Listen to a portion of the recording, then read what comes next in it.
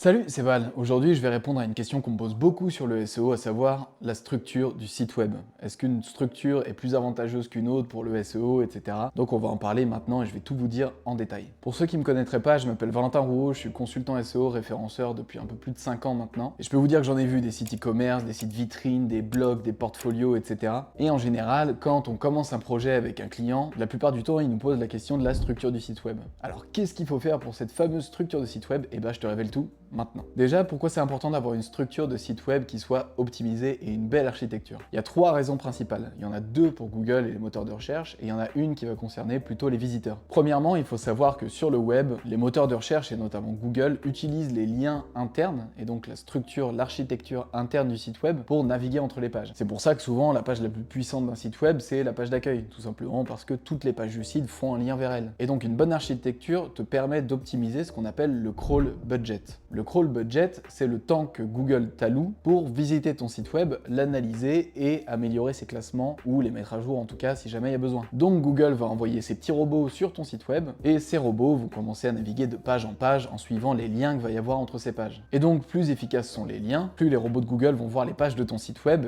et plus ces pages vont être mises dans les pages de résultats de recherche et donc vont être indexées par Google. Donc ça c'est la première raison. La deuxième raison, c'est que Google adore les liens entre les pages pertinentes parce que ça lui permet de se rendre compte de l'expertise d'un site web sur un sujet. Il y a une énorme différence entre faire un seul article qui va parler des meilleures croquettes pour chiens et avoir une structure de site web qui met en avant un article sur les meilleures croquettes pour chiens, pour les chiens stérilisés, pour les chiens mâles, les chiens femelles, les chiens de chasse, les petits chiens, les grands chiens, etc., etc. Cette couverture du sujet un peu globale, c'est ce qu'on appelle le topical authority. Et la troisième et dernière raison, c'est pour les visiteurs. Mettons que je sois quelqu'un qui recherche des informations sur des chaussures de running, donc je vais aller visiter un article qui s'appelle par exemple comment choisir des chaussures de running. Il est fort probable que je m'intéresse aussi aux autres accessoires que je vais pouvoir utiliser en running. Peut-être que je vais m'intéresser aux shorts, peut-être que je vais m'intéresser à ces petits trucs qu'on met sur le bras là pour mettre le téléphone, je sais pas si ça a un nom, mais en tout cas il y a d'autres sujets connexes qui peuvent intéresser les utilisateurs et les visiteurs de ton site web. Faire des liens pertinents entre les pages permet non seulement du coup d'améliorer le SEO du point de vue Google moteur de recherche, mais permet aussi d'améliorer la conversion et la rétention du trafic en offrant toujours plus d'informations utiles et actionnables pour les personnes qui viennent sur ton site web. Et donc en réfléchissant un petit peu à tout ça, à tous ces sujets, à cette histoire de topical authority, on arrive rapidement sur des notions de silo SEO et de cocon sémantique. Alors qu'est-ce que c'est un silo? Eh bien je t'explique ça tout de suite et en détail. Si on tape silo mais du point de vue business du terme, on voit qu'une entreprise silotée, c'est une entreprise où les différentes briques, les différentes parties, les différents services communiquent très peu et travaillent de manière individuelle. Et ça c'est une deuxième idée intéressante,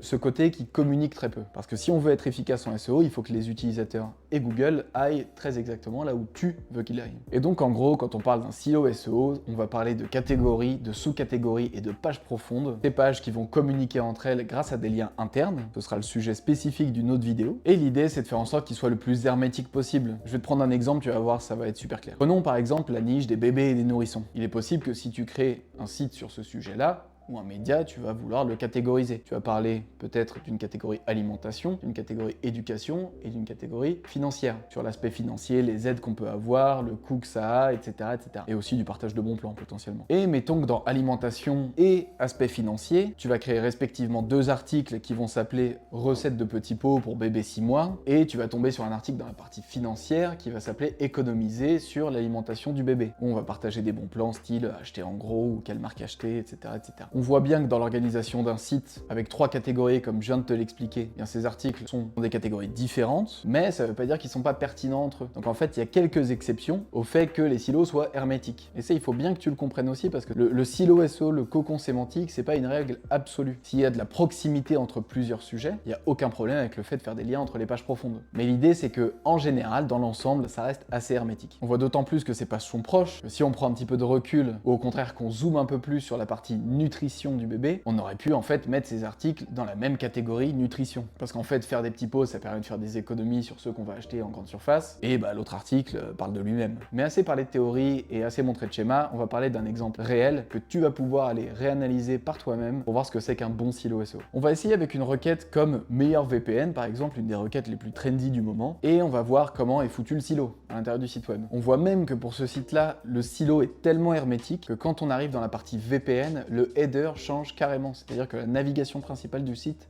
change. Il n'y a que dans le footer et en bas de page qu'on va trouver des liens vers les autres grandes catégories. Parce que oui, un des principes fondamentaux, c'est de faire des liens entre les pages sœurs, les pages de même niveau. Et ça, on y reviendra. Et donc pour moi, ce silo-là, c'est une masterclass SEO. Mais là, on est sur un gros mot-clé, donc c'est parfois dur de s'identifier si tu as un site qui est plus petit, si tu as moins de budget pour faire du lien, etc. Donc on va prendre l'exemple avec un site plus petit et donc une requête moins concurrentielle. En général, c'est comme ça que ça marche sur Google. Donc là, dans la niche du running, on voit que c'est un beaucoup plus petit site, et pourtant un site qui est premier grâce à un silo qui est bien fait. En silo, on a toujours un contenu pilier, c'est-à-dire un petit peu la tête du silo. Et là, on voit que les pages du silo font des liens soit vers le contenu pilier, soit vers des reviews de marques. Donc en fait, on ne sort jamais de cette espèce d'écosystème qui vise une thématique en particulier. Et ce site-là, c'est cool parce que c'est la preuve qu'on peut travailler sur un sujet en particulier et continuer à se nicher en SEO tout en espérant arriver premier. Et je sais pas ce que vous en pensez, mais moi je trouve ça plutôt encourageant pour les années à venir. Donc là, on va passer à une partie étape par étape pour construire un silo. Première question à te poser, quel est le but de ton site? Est-ce que c'est un site vitrine? Est-ce que c'est un blog? Comment tu veux le monétiser? Si jamais tu veux le monétiser, quel genre de produit tu vas vendre? Quel genre de sujet tu vas aborder? Ou en tout cas, à quel genre de problématique toi tu veux répondre? On va partir du principe que c'est un site de niche et pas un site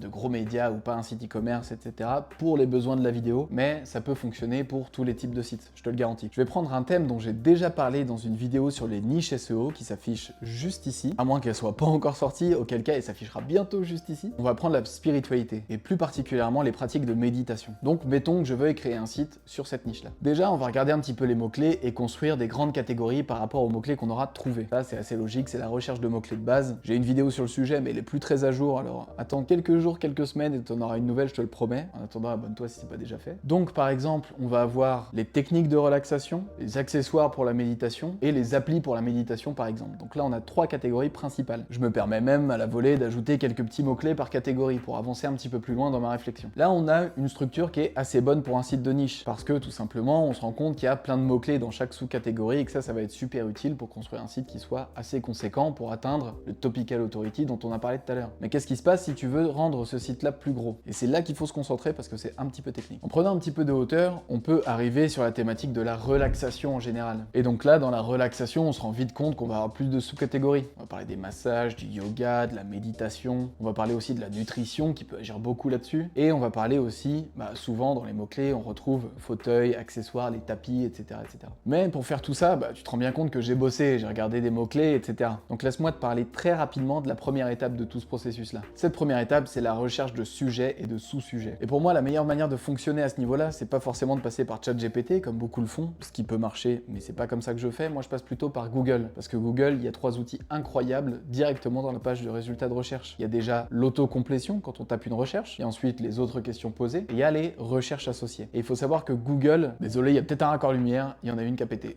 Voilà, tout simplement. Et donc, en tapant un sujet comme relaxation, on va commencer à aller jusqu'au fond du terrier de lapin, comme disent nos amis anglais. On trouve très vite qu'il y a beaucoup de recherches autour de 3 thèmes en particulier. L'aide à la méditation, avec les logiciels, les applications, les accessoires, etc. Les techniques de méditation, pour dormir, pour moins manger, pour mieux se sentir, etc. Et les accessoires de méditation, avec les accessoires de yoga, les accessoires de relaxation. Ok, maintenant ça prend de l'ampleur, on a plein de mots-clés, on a nos catégories, on peut passer à l'étape suivante. Et l'étape suivante, c'est le choix du contenu principal pour chaque sous-catégorie. Et oui, tout à l'heure, je parlais de contenu pilier, mais c'est vraiment ça qui va être crucial pour ta stratégie SEO, c'est de savoir quels vont être les contenus piliers qui vont recevoir le plus de liens. En général, on essaie de faire ce contenu pilier-là, là où il y a le plus de volume de trafic à se faire. Si jamais on parle de la catégorie accessoires de méditation, c'est évident que le contenu pilier peut pas être sur le banc de relaxation ou sur les carillons, etc. Il faut que ce soit quelque chose de plus général. Parce que comme ça, comme tu l'auras compris, toutes les pages qui vont découler de ce contenu pilier-là vont pouvoir faire un lien retour cohérent vers la tête de ton silo. En l'occurrence, le mot-clé le plus large pour cette catégorie-là, c'est meilleurs accessoires de méditation. Et donc le mot-clé que je vais choisir. Maintenant, c'est plus qu'une question de rédaction pour optimiser de manière on-page toutes ces pages-là, pour faire des liens entre elles. Mais ça, c'est le sujet d'autres vidéos, alors surtout n'oublie pas de t'abonner, like cette vidéo et commente-la le plus de fois possible. Merci encore pour le soutien. Je te souhaite une bonne journée et je te dis à la prochaine.